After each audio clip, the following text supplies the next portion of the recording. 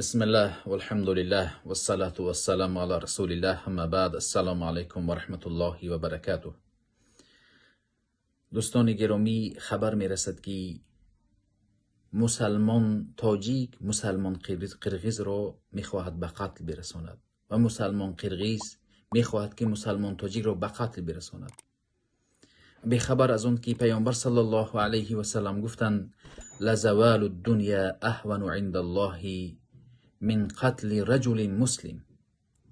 نابودی تمام دنیا نزد الله سبکتر است از کشتن مسلمان. یعنی کشتن مسلمان گناهش در نزد الله اینقدر بزرگ است که دنیا نابود شود اما خون مسلمان نریزد.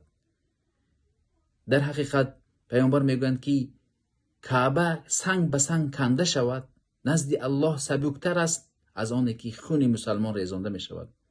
بنابراین در آنجا انسانهای بیگناه وجود دارند. زنها، کودکها نباید به قتل برسانیم.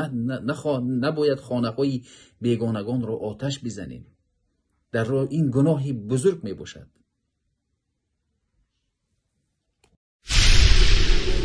أينما كنا